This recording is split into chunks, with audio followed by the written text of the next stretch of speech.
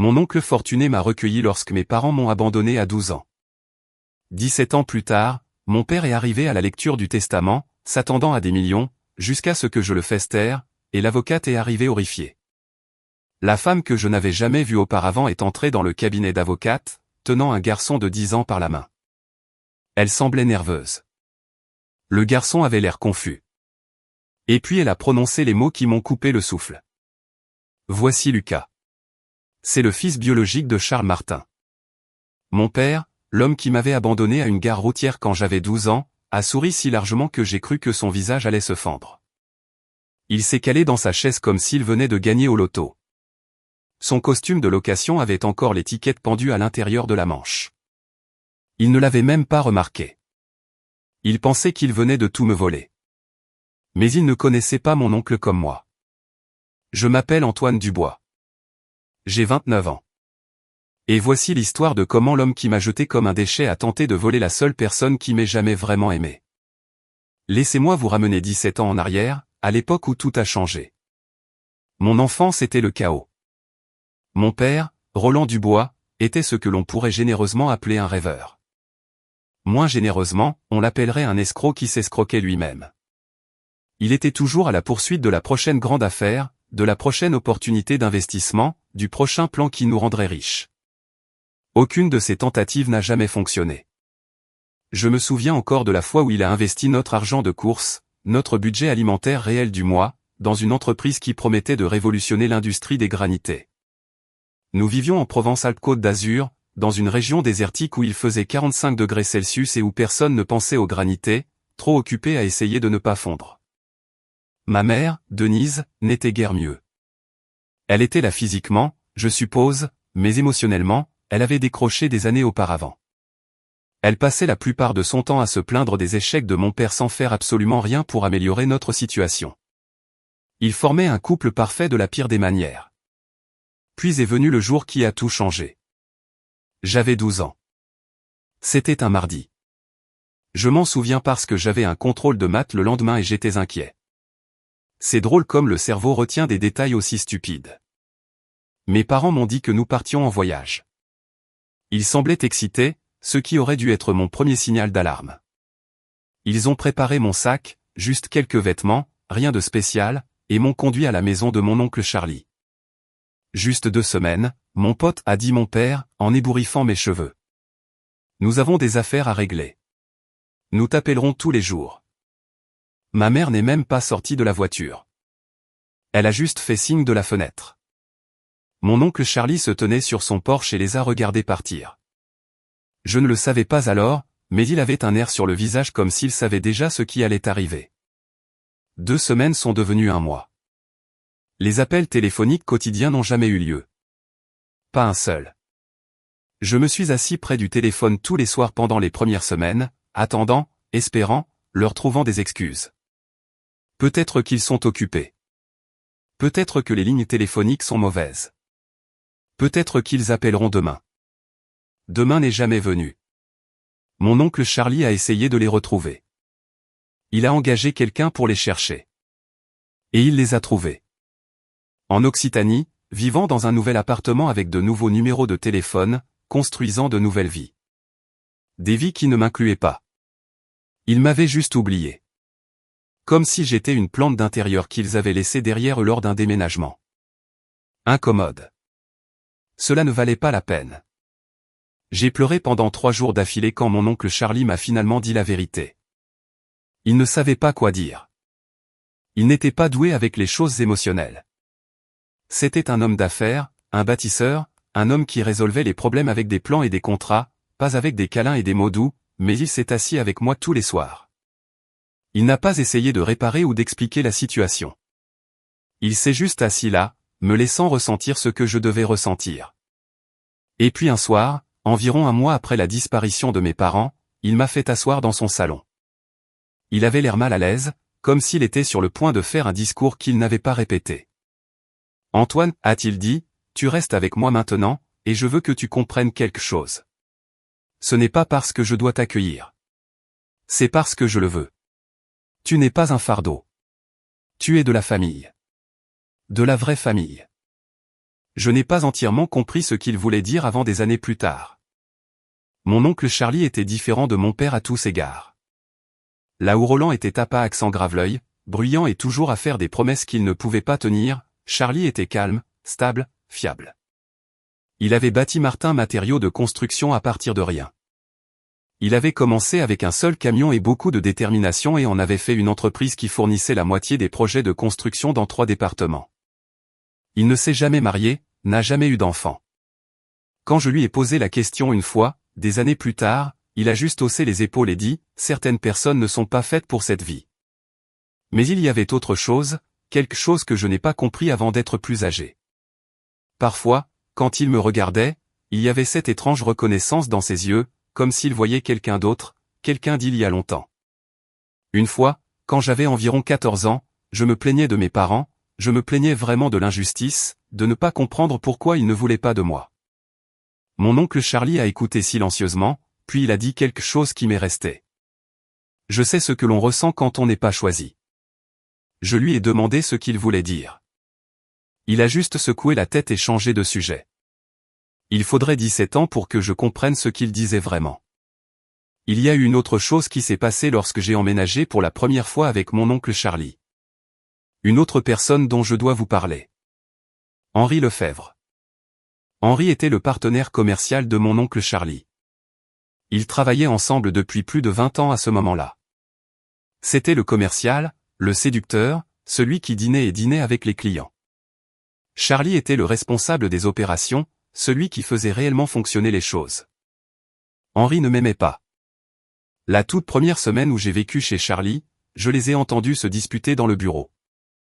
La porte était entr'ouverte et je passais en allant à la cuisine. « Tu vas laisser un gamin faire dérailler 40 ans de travail » disait Henri.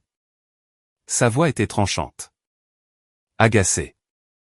La réponse de Charlie fut calme mais ferme. « Ce gamin est de la famille. Tu ne comprendrais pas. » Henri fit un bruit comme s'il avait avalé quelque chose d'acide. « De la famille, n'est-ce pas? Et quand tu lui laisseras tout un jour? Que adviendra-t-il de notre accord alors? Nous verrons bien le moment venu. » Je me suis éclipsé avant qu'il ne me surprenne à écouter. Mais je n'ai jamais oublié cette conversation. Henri me considérait comme une menace dès le premier jour, un concurrent pour quelque chose qu'il pensait être légitimement sien. À 12 ans, je ne comprenais ni les affaires, ni l'héritage, ni rien de tout cela. Je savais juste que l'homme au sourire faux ne voulait pas de moi, et je savais déjà que mon oncle Charlie m'avait choisi quand même. Je ne le savais pas à l'époque, mais mon oncle Charlie me comprenait mieux que quiconque, car il avait été exactement à ma place. Il avait ressenti ce que je ressentais. Il connaissait le genre particulier de douleur qui survient lorsque les personnes censées vous aimer ne vous aiment tout simplement pas. Mais ce secret mettrait 17 ans à se révéler. Et quand il le ferait, il changerait tout. Avant de continuer, si vous aimez cette histoire, abonnez-vous et dites-moi en commentaire d'où vous regardez et quelle heure il est chez vous. Je lis tout et ça me fait vraiment plaisir de vous lire. Merci beaucoup pour votre soutien. Vivre avec mon oncle Charlie, c'était comme entrer dans un univers différent. Pour la première fois de ma vie, j'avais de la stabilité. J'avais une routine. J'avais quelqu'un qui se montrait quand il disait qu'il le ferait et qui tenait ses promesses. Charlie n'était pas du genre câlin. Il ne me serrait pas dans ses bras tous les jours ni ne me disait qu'il m'aimait tout le temps. Ce n'était pas son style, mais il se montrait tous les jours, et cela comptait plus que tous les maux du monde. Il a commencé à m'enseigner les affaires quand j'avais 14 ans. Pas du genre travail des enfants, plutôt comme un apprentissage. Il m'emmenait sur les chantiers le week-end, me montrait comment les choses fonctionnaient, et expliquait pourquoi certains matériaux étaient meilleurs que d'autres. Un homme qui peut construire quelque chose de ses mains ne sera jamais impuissant, disait-il. Même si tu ne travailles jamais dans la construction un seul jour de ta vie, tu devrais comprendre comment les choses sont faites. Il pouvait négocier un contrat d'1 million d'euros pendant le déjeuner, mais envoyer un email lui prenait 40 minutes et nécessitait un soutien émotionnel. Il m'a un jour appelé, complètement paniqué, parce qu'il pensait avoir supprimé Internet, pas un site web, tout Internet. J'ai dû aller chez lui et lui montrer qu'il avait juste fermé son navigateur. L'homme avait bâti un empire, mais la technologie était sa kryptonite. Quand j'avais 14 ans, quelque chose d'important s'est produit. quelque chose que je ne comprendrai pleinement que bien plus tard. Mon oncle Charlie a entamé les démarches légales pour m'adopter. Il n'en a pas fait tout un plat. Il ne m'a pas fait asseoir pour une conversation dramatique. Il a juste mentionné un jour qu'il avait parlé à une avocate pour officialiser les choses. « Tu es ma famille », a-t-il dit. Autant avoir les papiers pour le prouver. Le tribunal a envoyé des avis à mes parents biologiques. Ils étaient tenus de répondre, de se présenter pour contester s'ils le souhaitaient. Ils n'ont rien fait. Ils n'ont pas répondu aux lettres. Ils ne se sont pas présentés à l'audience. Ils n'ont même pas reconnu que cela se produisait. Le juge a mis fin à leurs droits parentaux pour abandon. Je me suis assis dans cette salle d'audience avec mon oncle Charlie et j'ai regardé une inconnue en robe noire confirmer légalement ce que j'avais déjà su dans mon cœur. Mes parents ne voulaient pas de moi, mais quelqu'un le voulait. L'adoption a été finalisée quand j'avais 15 ans. Charlie est devenu mon père légal. Je suis devenu Antoine Charles Dubois. Il m'a donné son deuxième prénom. Nous n'avons pas célébré. Nous n'avons pas fait de fête. Charlie m'a juste emmené manger un bon steak. Et a dit, eh bien, voilà. Tu es coincé avec moi maintenant. Je n'ai jamais mangé un meilleur repas de ma vie. Voici le truc à propos de mon père biologique, Roland. Il n'avait aucune idée de tout cela. Non pas parce que c'était secret. Tout était du domaine public. Il ne s'était juste jamais assez soucié pour vérifier. Il est apparu 2 fois de plus au fil des ans, et les 2 fois, ce fut exactement ce à quoi on s'attendait. La première fois, j'avais 16 ans. 4 ans après m'avoir abandonné, il s'est présenté à la porte de Charlie comme si rien ne s'était passé. Tout sourire et charme, parlant de combien son petit frère lui avait manqué. Il avait besoin d'argent. Bien sûr. Une opportunité d'investissement. La prochaine grande chose. Il doublerait l'argent en 6 mois, garanti. Charlie lui a donné 15 000 € juste pour qu'il parte. Roland est parti sans me poser une seule question sur ma vie. Il n'a pas demandé de mes nouvelles à l'école. Il n'a pas demandé si j'allais bien. Il n'a rien demandé du tout. La deuxième fois, j'avais 19 ans. Roland était en plein divorce avec Denise. Il avait besoin d'aide pour les frais d'avocat. Charlie lui a donné 25 000 €. Même schéma. Prends l'argent. Disparaît. Ne regarde pas en arrière. J'ai réalisé quelque chose lors de cette deuxième visite. Mon père me voyait, mais il ne me voyait pas. J'étais un meuble. Un bruit de fond. La seule chose dans cette maison qui l'intéressait était le chéquier. Vers mes 25 ans, j'avais obtenu un diplôme en commerce d'un IUT et je travaillais à plein temps chez Martin Matériaux de Construction. Je connaissais l'entreprise de fond en comble. Charlie me préparait à prendre la relève un jour, et tout le monde le savait, y compris Henri, qui devenait de plus en plus aigri chaque année. J'ai aussi rencontré quelqu'un qui a changé ma vie. Elle s'appelait Éléonore. Nous étions assis côte à côte dans un cours de comptabilité. Elle était intelligente, drôle et ne supportait aucune bêtise. Quand je lui ai enfin parlé de mes parents, toute cette histoire moche, elle m'a juste regardé un long moment. Puis elle a dit, leur perte a été le gain de Charlie et le mien. Nous nous sommes mariés 3 ans après notre rencontre. Mon oncle Charlie m'a conduit jusqu'à l'hôtel. Il m'a dit plus tard que c'était l'un des jours les plus heureux de sa vie. Je le crois. Je ne l'avais jamais vu sourire comme ça auparavant. Mais pendant que je construisais cette belle vie, quelque chose de sombre grandissait en arrière-plan. Quand j'avais 26 ans, la santé de mon oncle Charlie a commencé à sérieusement décliner. Problème cardiaque. Les médecins lui ont dit de ralentir, de prendre ça facilement, de gérer son stress. Charlie n'était bon à aucune de ces choses. J'ai commencé à l'accompagner à ses rendez-vous, à gérer ses médicaments, à m'assurer qu'il suivait réellement les ordres du médecin. Mon oncle Charlie a ignoré ses symptômes pendant près de 2 ans avant que je ne le traîne littéralement chez un cardiologue. Si je n'avais pas insisté, il n'aurait peut-être pas eu ces années supplémentaires avec moi. C'est pourquoi je fais un bilan de santé complet chaque année maintenant. Certaines leçons n'ont besoin d'être apprises qu'une seule fois.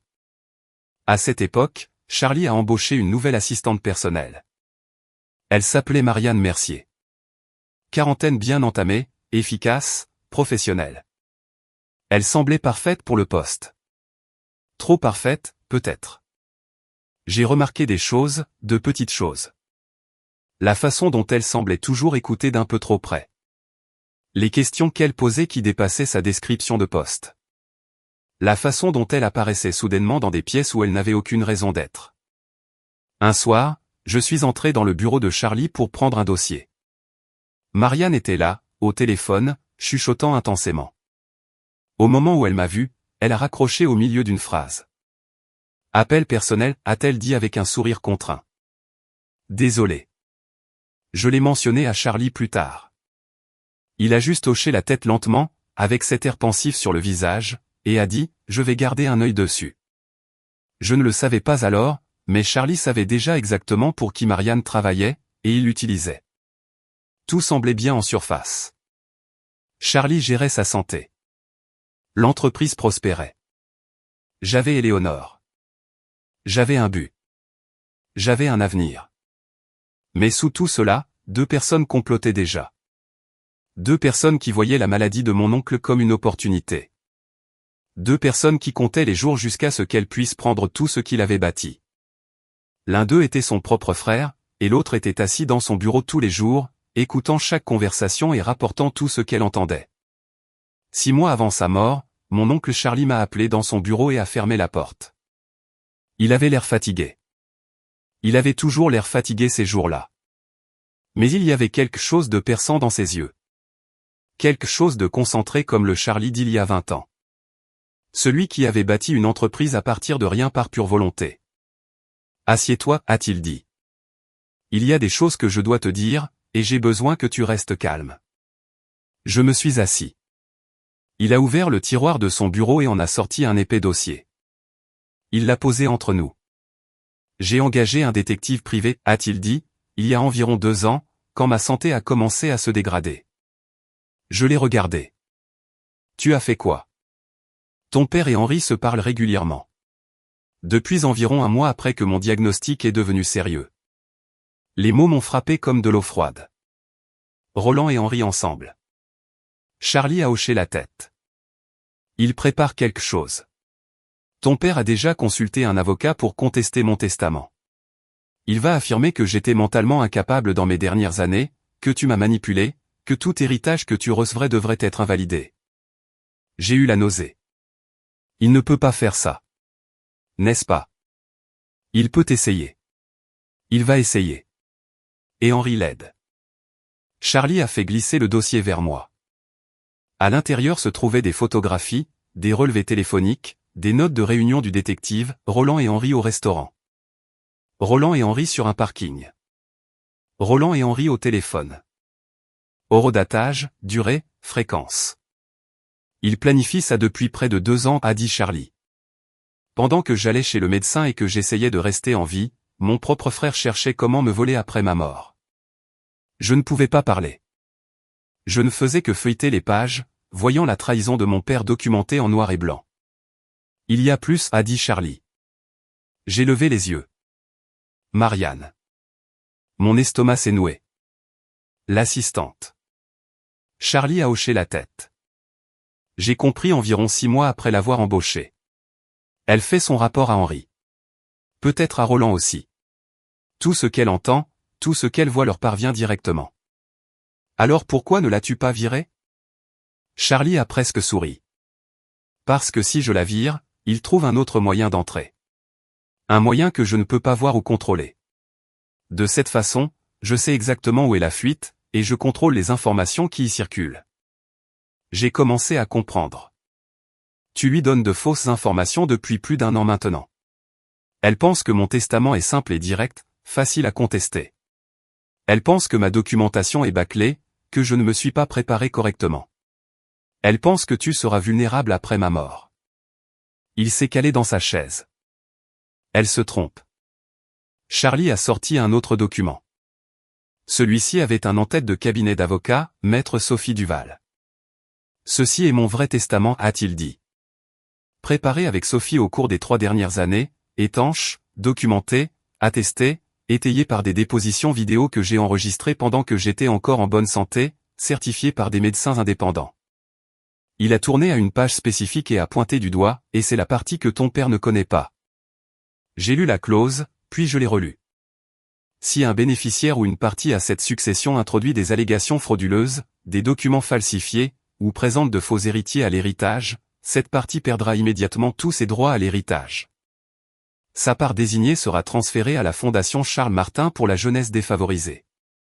Je l'ai regardé. Faux. Héritier. Le détective a trouvé autre chose. L'expression de Charlie s'est assombrie. Roland et Henri ont rencontré une femme. Ils montent un dossier.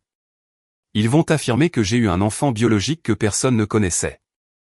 Les pièces se sont assemblées. Ils vont amener quelqu'un à la lecture du testament, ai-je dit lentement.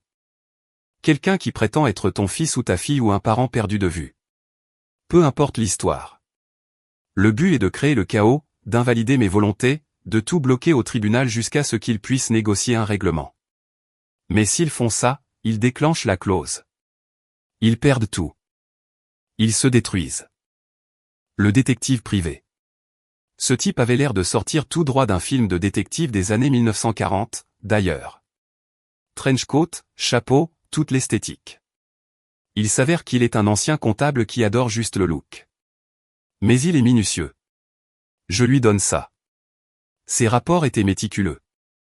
Chaque réunion documentée, chaque appel téléphonique enregistré, les mouvements financiers suivis. Plus important encore, il a trouvé des enregistrements d'un paiement de 50 000 €, transféré du compte de l'entreprise d'Henri à une femme nommée Christine Leroy. Henri l'a payé, ai-je demandé. Il y a 3 mois. Elle a un fils d'environ 10 ans. Ils vont affirmer que le garçon est le mien. Charlie a fermé le dossier. Quand ils la feront entrer dans cette pièce, Sophie les laissera faire leurs revendications. Les laissera présenter leurs preuves. Et puis elle montrera à tout le monde ce que nous avons. Les photographies, les relevés financiers, la preuve que tout est un mensonge. Et ils perdent tout. Ils perdent tout. Je suis resté là, essayant de tout assimiler. Mon oncle, le constructeur tranquille, l'homme qui résolvait les problèmes avec du travail acharné et de la patience. Il jouait aux échecs depuis des années. Alors que tout le monde pensait qu'il n'était qu'un vieil homme malade attendant de mourir, il préparait une forteresse. Pourquoi, ai-je finalement demandé. Pourquoi tant de problèmes? Tu aurais pu tout laisser à une œuvre de bienfaisance. Tout le monde aurait été exclu. Charlie m'a regardé un long moment. Ses yeux étaient lourds de quelque chose que je ne pouvais pas nommer. Parce que tu mérites ce que j'ai bâti, a-t-il dit simplement. Tu es mon fils légalement, vraiment, de toutes les manières importantes. Et je ne laisserai personne te prendre ça.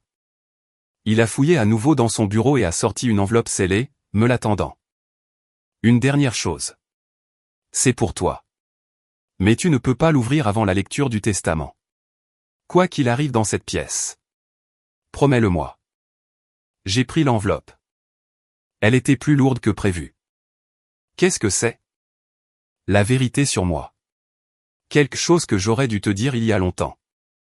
Il y avait de la culpabilité dans sa voix et quelque chose d'autre. De la tristesse, peut-être. Ou du soulagement. Mon oncle Charlie. Promets-le-moi, Antoine. J'ai hoché la tête. Je promets. Il s'est levé lentement, comme le font les vieux quand leur corps ne fonctionne plus comme avant. Une dernière chose, le moment venu, je veux que tu gères tout avec dignité. Pas de cris, pas de bagarre, peu importe ce que ton père dit ou fait. Je ne sais pas si je peux faire ça. Tu le peux parce que je t'ai élevé et parce que les documents parleront d'eux-mêmes. Laisse-les parler d'eux-mêmes, Antoine. Toi, tu t'assois là et tu es l'homme que je sais que tu es. J'ai quitté ce bureau, la tête qui tournait. Mon oncle s'était préparé à cela pendant des années. Documents juridiques, preuves vidéo, témoignages, relevés financiers, un piège si parfaitement construit que les gens qui y marcheraient ne verraient même pas les murs se refermer avant qu'il ne soit trop tard.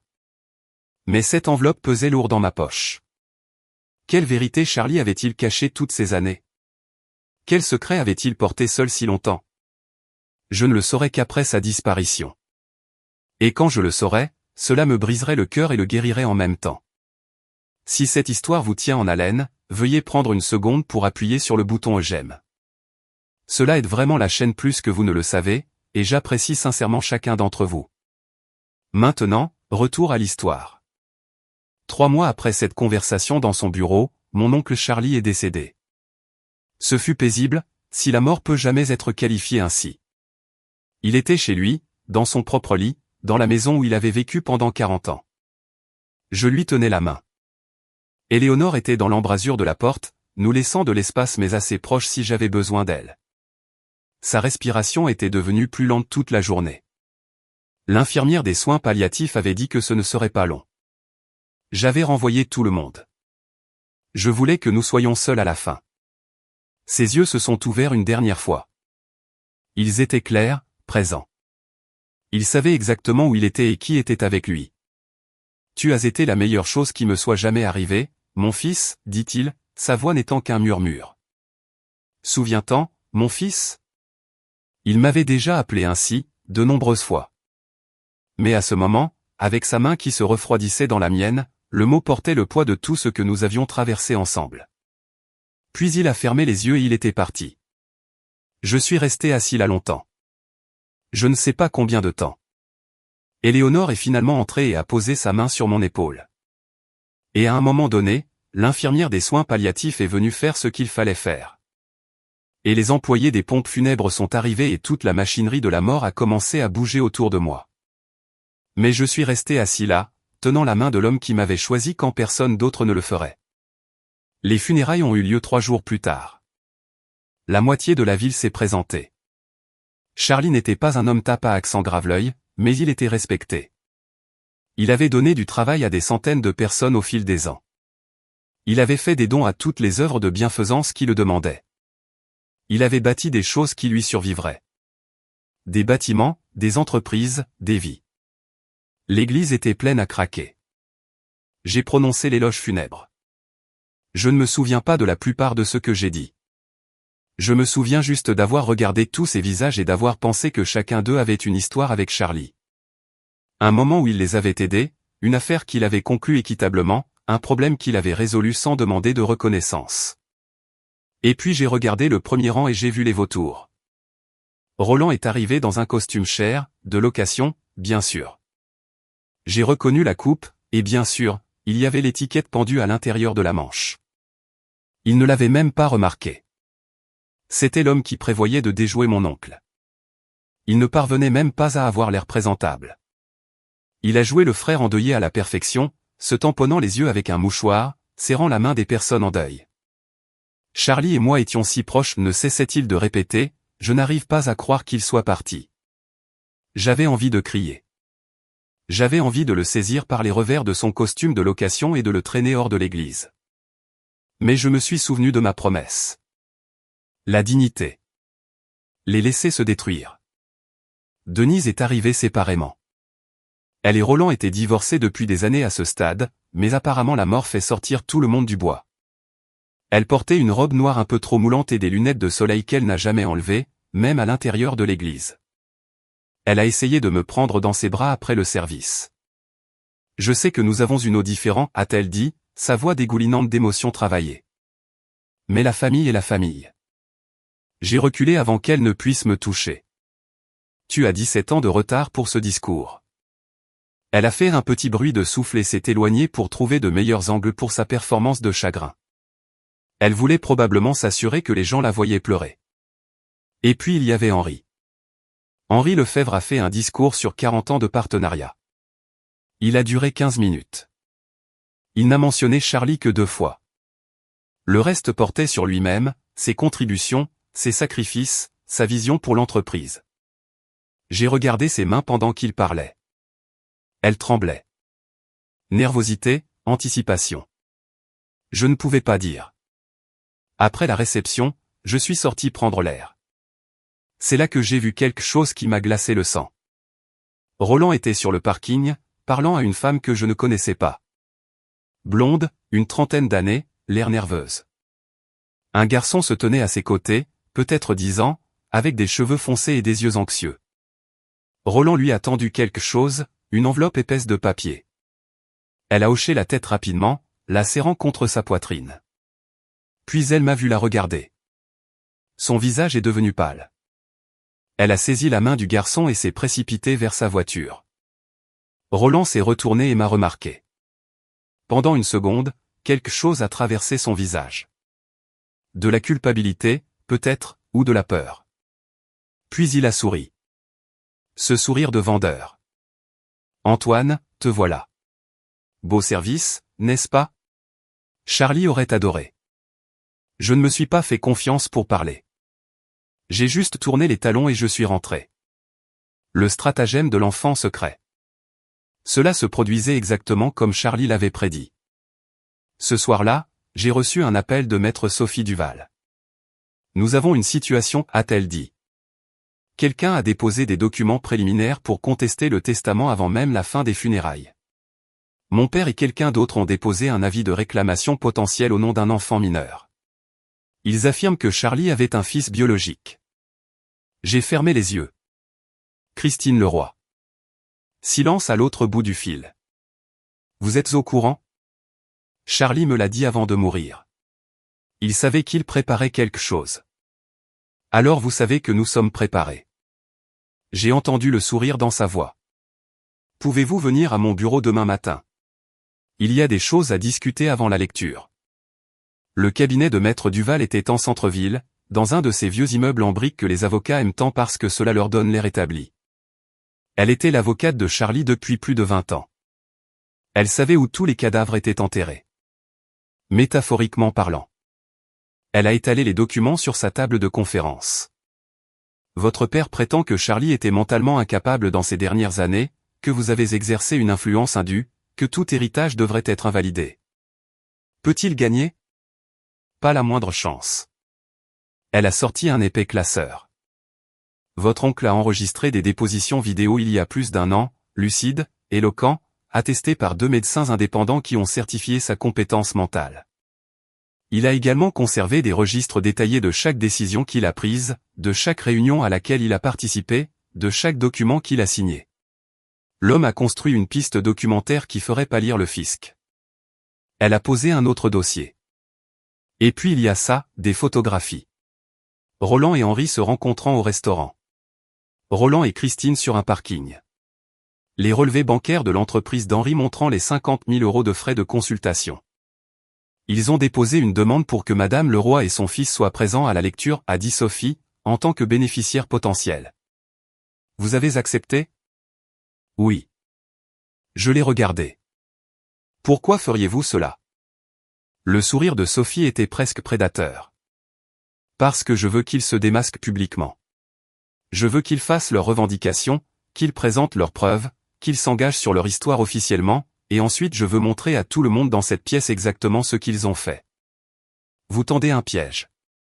Votre oncle a tendu le piège. Je m'assure juste que la porte est fermée quand ils entrent. La nuit précédant la lecture du testament, je me suis assis seul dans le bureau de Charlie. Mon bureau maintenant, je suppose, bien qu'il ne me semblait pas encore le mien. La chaise en cuir sentait encore comme lui. La tasse de café sur le bureau avait encore une légère trace de sa dernière tasse. Les livres sur les étagères étaient ceux qu'il avait collectionnés pendant des décennies, chacun avec des notes en marge, des pensées et des idées capturées dans son écriture soignée. L'enveloppe scellée était posée sur le bureau devant moi.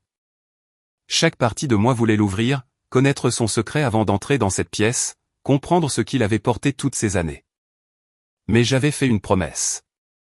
J'ai pris l'enveloppe, j'ai senti son poids, je l'ai tenu un long moment. Puis je l'ai glissé dans la poche de ma veste et je suis allé me coucher. Je n'ai pas dormi. Demain, tous ceux qui avaient jamais essayé de prendre à mon oncle Charlie seraient dans une même pièce. Mon père, ma mère, son partenaire de 40 ans, une étrangère et son enfant, prêts à réclamer quelque chose qui ne leur appartenait pas. Et quelque part dans une enveloppe scellée se trouvait une vérité qui changerait ma compréhension de tout. Quoi qu'il arrive, j'y ferai face avec dignité. Je devais bien ça à Charlie. La salle de conférence du cabinet d'avocats de maître Sophie Duval était conçue pour intimider. Table en acajou foncé, chaise en cuir, bibliothèque du sol au plafond remplie de volumes juridiques que personne n'avait probablement ouverts depuis des décennies. Je suis arrivé tôt avec Éléonore. Nous nous sommes assis près de l'extrémité de la table de Sophie, le plus près de la porte qui menait à son bureau privé. Je voulais voir tout le monde à mesure qu'ils entraient. Henri Lefebvre est arrivé ensuite. Il avait amené son propre avocat, un type à l'air futé avec une montre chère et un sourire qui n'atteignait jamais ses yeux. Ils ont pris place du côté opposé de la table, s'étalant comme s'ils possédaient l'endroit. Puis Roland est entré. Il avait aussi son avocat avec lui. Un jeune homme qui ne devait pas avoir plus de quelques années d'expérience juridique. Il avait l'air nerveux, ne cessant d'ajuster sa cravate et de vérifier son téléphone. Roland, en revanche, avait l'air confiant, même suffisant. Il m'a fait un signe de tête en s'asseyant. « Antoine, comment vas-tu » Je n'ai pas répondu. Denise s'est glissée en dernier, seule, se plaçant près de Roland, mais pas trop. Elle se tamponnait déjà les yeux avec un mouchoir, même si personne n'avait encore rien dit. La pièce était silencieuse. La tension était assez épaisse pour être coupée au couteau.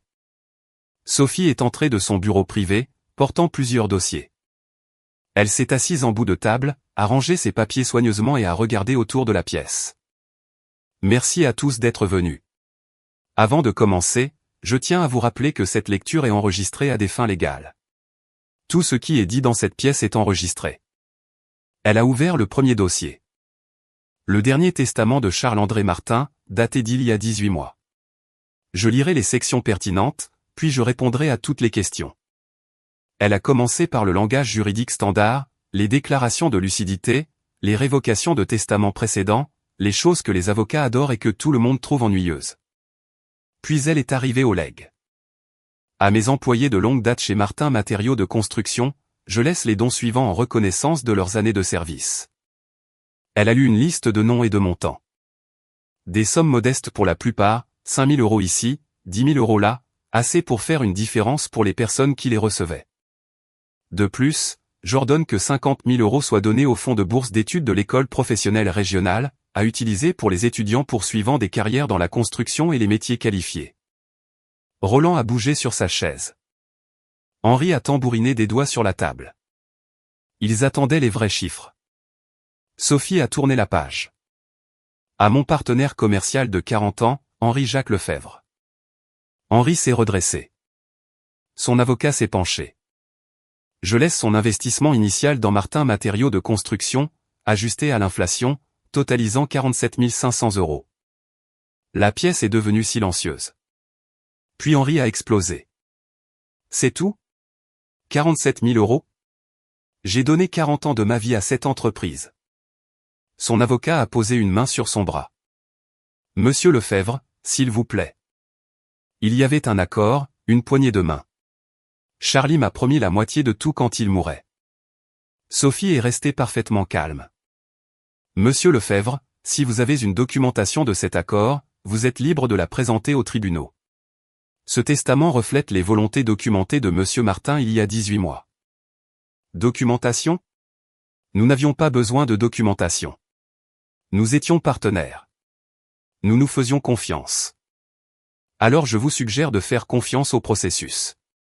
Si vous avez une réclamation légitime, poursuivez-la par les voies légales appropriées. L'avocat d'Henri lui chuchotait à l'oreille avec urgence.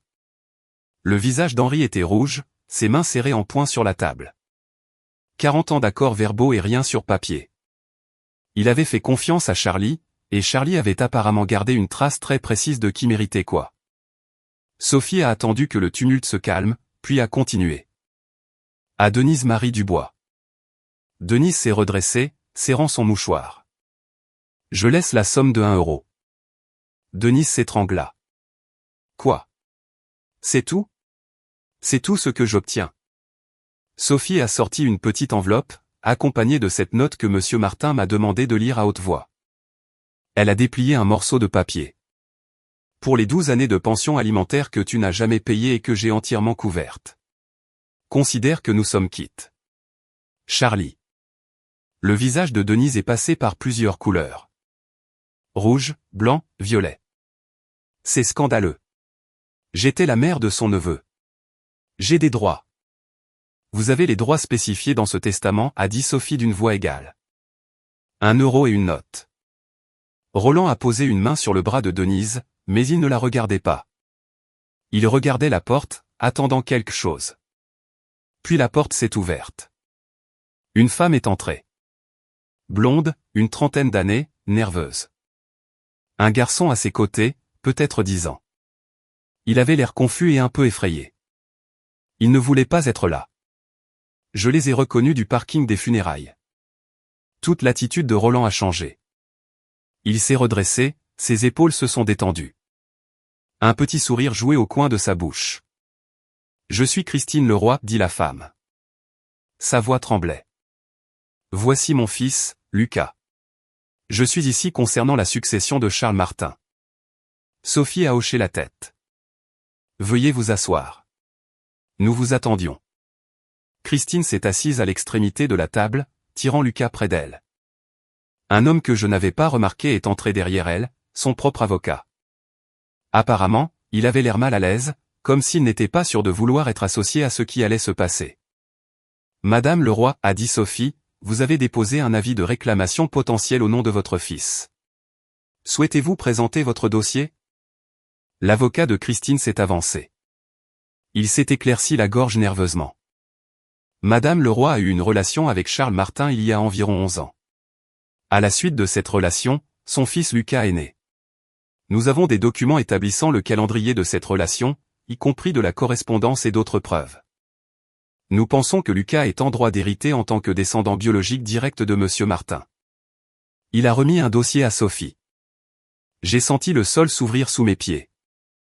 Si c'était vrai, si Charlie avait un enfant biologique, tout changeait. Les liens du sang ont la priorité. Toute la préparation de Charlie, toute sa documentation, pourrait ne plus compter. Éléonore m'a serré la main sous la table. Roland était pratiquement rayonnant. Henri avait cessé de se plaindre de ses 47 000 euros. Même Denise s'était ranimée, sentant une opportunité. J'ai regardé Sophie. Elle était calme, trop calme. Elle a feuilleté les documents fournis par l'avocat de Christine, hochant la tête occasionnellement, son expression illisible. Puis elle a mis le dossier de côté. Merci pour cette présentation. Avant de continuer, je dois lire une clause spécifique du testament de Monsieur Martin. Elle a pris le document original et a tourné à une page marquée. Section 14, paragraphe C. Si un bénéficiaire ou une partie à cette succession introduit des allégations frauduleuses, des documents falsifiés, ou présente de faux héritiers à l'héritage, cette partie perdra immédiatement tous ses droits à l'héritage. Sa part désignée sera transférée à la Fondation Charles Martin pour la jeunesse défavorisée. La pièce est devenue très silencieuse. Sophie a ouvert un autre dossier, un épais. Monsieur Martin avait anticipé cette situation. Il a engagé un détective privé il y a plus de 2 ans, lorsque sa santé a commencé à décliner. Ce détective a été très minutieux. Elle a posé la première photographie sur la table. Roland, Henri et Christine dans un restaurant, daté d'il y a 3 mois. Une autre photographie, les mêmes 3 sur un parking.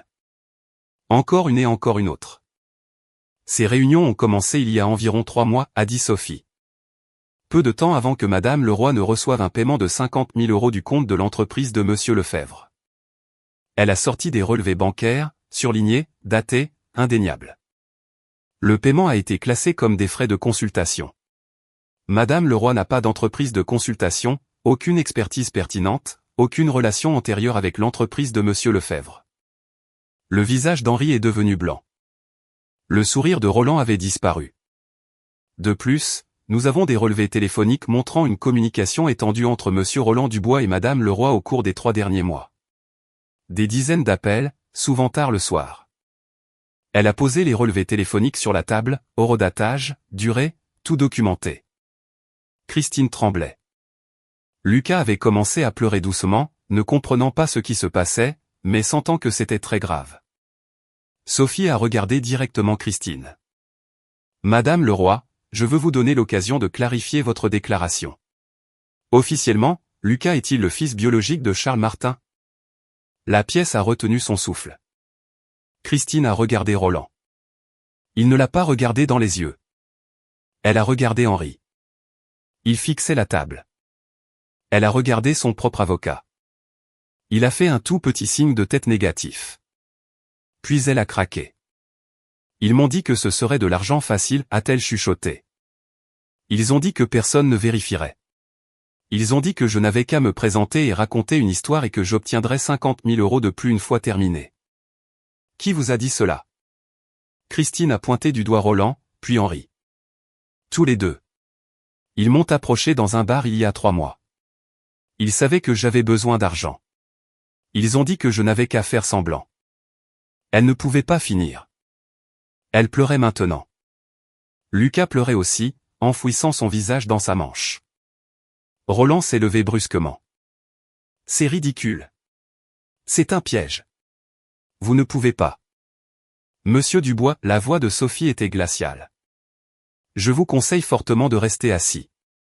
Ces documents ont été transmis au procureur. Nous examinons une accusation de complot en vue de commettre une fraude. Dépôt de fausses créances contre une succession, potentiellement d'autres accusations. Le jeune avocat de Roland avait l'air de vouloir s'enfoncer sous le plancher. Son œil gauche avait commencé à tressauter quelque part autour du mot au procureur et n'avait pas cessé depuis. Je n'ai rien à voir avec ça, balbutia Roland. C'était l'idée d'Henri.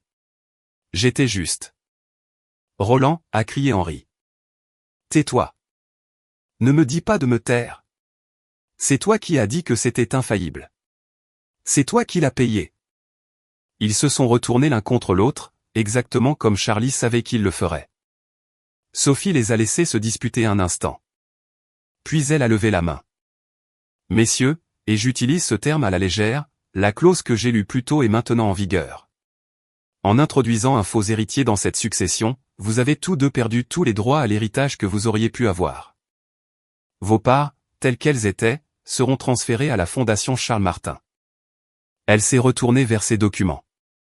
Maintenant, concernant l'héritier principal. La pièce est devenue silencieuse. Même Roland et Henri ont cessé leur querelle. Tous les actifs restants, Martin Matériaux de construction, toutes les propriétés immobilières, tous les comptes d'investissement, tous les actifs liquides, passent à Antoine Charles Dubois.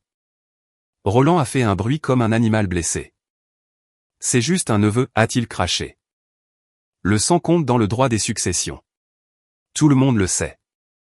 Sophie a souri. Ce n'était pas un sourire bienveillant. Monsieur Dubois. Peut-être auriez-vous dû prêter plus d'attention à la vie de votre fils. Antoine a été légalement adopté par Charles Martin il y a 15 ans. L'adoption a été finalisée quand il avait 15 ans. Vous avez été informé des procédures. Vous n'avez pas répondu. Vous n'avez pas comparu. Le visage de Roland est devenu blême. Antoine n'est pas un neveu, a continué Sophie. Il est légalement et complètement le fils de Charles Martin, son seul fils, et à ce titre, il est le seul héritier de cette succession. Je ne pouvais pas bouger, pas parler. J'étais au courant de l'adoption. Bien sûr, j'y avais assisté. Mais l'entendre énoncer dans cette pièce, devant tous ceux qui avaient essayé de prendre ce que Charlie avait bâti, c'était différent. C'était définitif. C'était réel. Charlie l'avait officialisé. Pas seulement dans son cœur, mais sur papier, aux yeux de la loi, de toutes les manières importantes. J'étais son fils, et rien de ce que mon père biologique ferait ne pourrait jamais me l'enlever. Ils ont escorté Roland et Henri séparément. Tous deux se disputaient encore, se blâmant l'un l'autre, toujours convaincus d'une manière ou d'une autre qu'ils étaient les victimes dans tout cela. Christine a fait une déclaration complète au cabinet de Sophie cet après-midi-là. Le procureur était très intéressé par ce qu'elle avait à dire.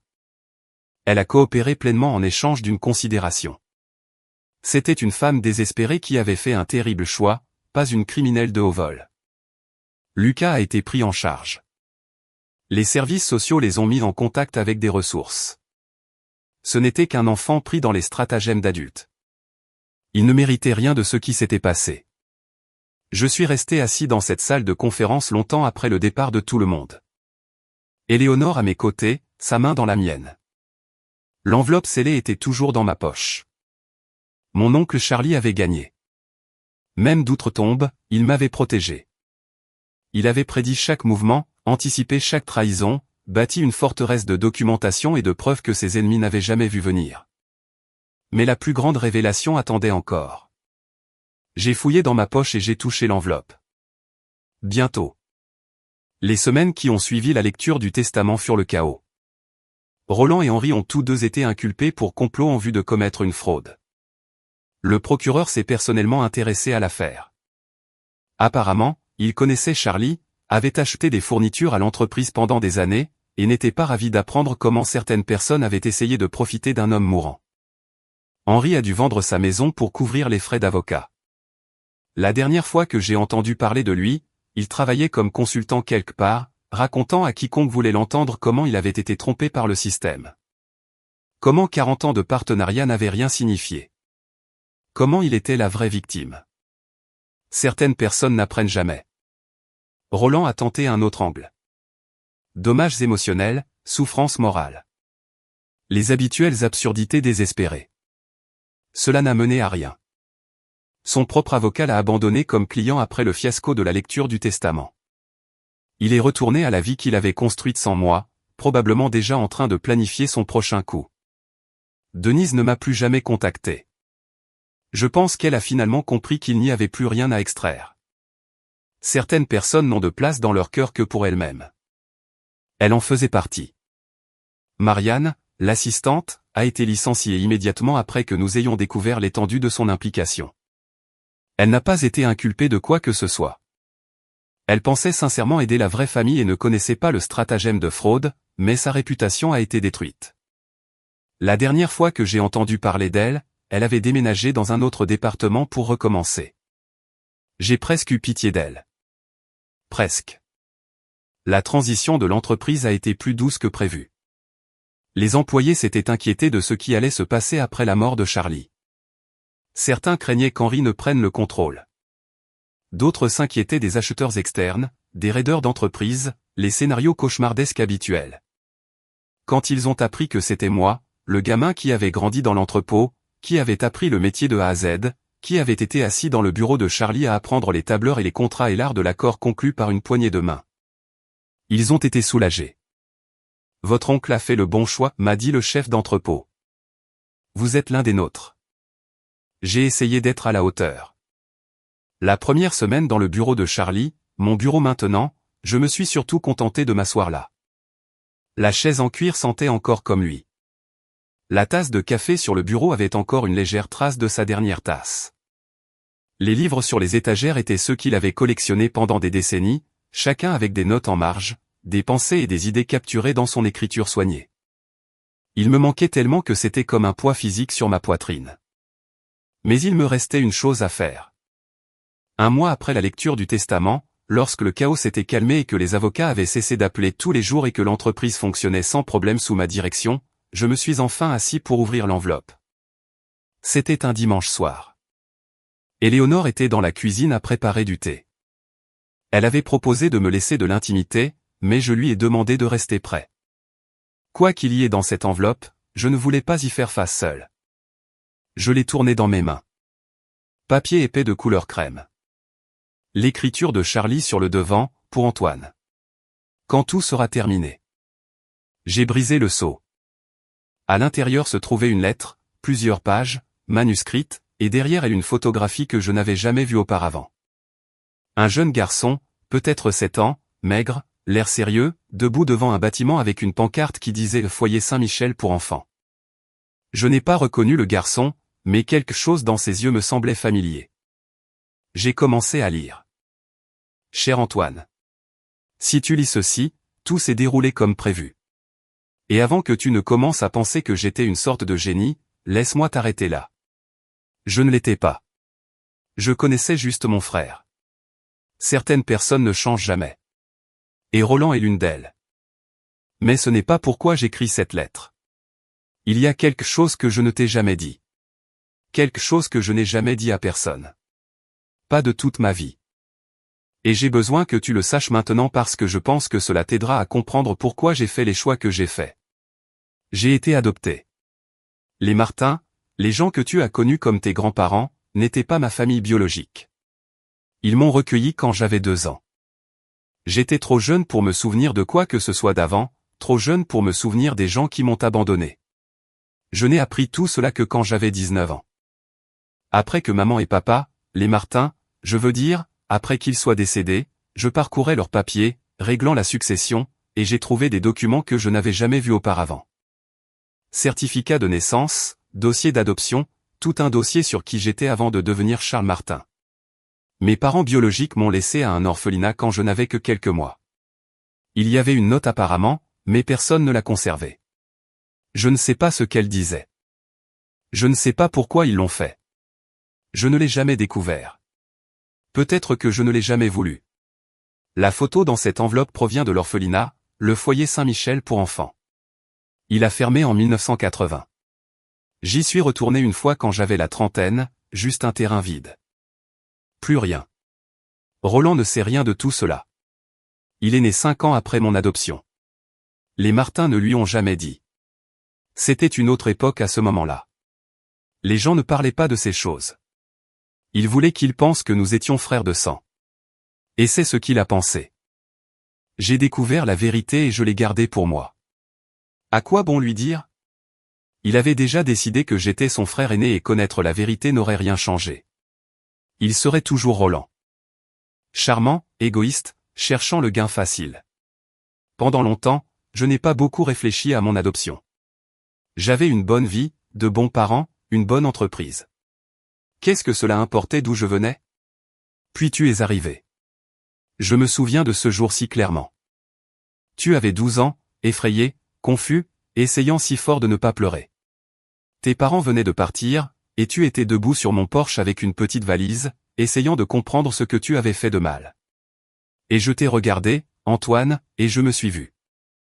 Pas physiquement, mais ce regard dans tes yeux, cet espoir désespéré que quelqu'un t'explique pourquoi tu n'étais pas suffisant, pourquoi il ne voulait pas te garder, pourquoi les gens qui étaient censés t'aimer t'ont simplement laissé. Je connaissais ce sentiment. Je l'avais porté toute ma vie. Même si je n'avais pas de souvenir de mon propre abandon, c'était dans mes os, dans mon sang, la connaissance que j'avais été donnée comme quelque chose de sans valeur. Et j'ai décidé là, sur ce porche, que je ne te laisserai plus jamais ressentir cela. Tu n'as jamais été un fardeau, Antoine. Tu dois savoir que tu n'as jamais été une obligation, un devoir ou un problème à résoudre. Tu as été la réponse à une question que je ne savais même pas que je me posais encore. J'ai passé ma vie entière à construire des choses. L'entreprise, la réputation, l'argent, et pourquoi faire? Il n'y avait personne avec qui partager, personne à qui transmettre, personne à rendre fier. J'avais l'habitude de rester éveillé la nuit à me demander à quoi tout cela servait. J'avais tout ce qu'un homme est censé vouloir, et je me sentais vide. Puis tu es arrivé. Tu m'as donné une raison à tout. Tu m'as donné quelqu'un à enseigner, quelqu'un à protéger, quelqu'un à qui tout laisser, quelqu'un à aimer. Tu as fait de moi un père. Un vrai père. Pas celui qui abandonne. Pas celui qui s'en va. Celui qui reste. Celui qui se bat. Celui qui planifie pendant des années pour s'assurer que son fils est protégé. Cela valait plus que chaque euro que j'ai jamais gagné. Alors voici ce que je dois te faire comprendre. Le sang ne fait pas la famille. Le choix, oui. Tes parents biologiques avaient ton sang et ils t'ont jeté. Je t'ai choisi. J'ai choisi de t'élever. J'ai choisi de t'adopter. J'ai choisi de passer 17 ans à m'assurer que tu avais tout ce dont tu avais besoin pour construire une bonne vie. Et en retour, tu m'as donné quelque chose que je n'aurais jamais cru avoir. Tu m'as donné une famille. Gère bien l'entreprise. Prends soin d'Éléonore. Construis quelque chose de bien. Et quand tu verras un enfant là-bas qui est perdu et effrayé et ne sait pas si quelqu'un le choisira un jour, souviens-toi d'où nous venons tous les deux. Souviens-toi que tu as le pouvoir d'être la personne qui reste. C'est ton héritage.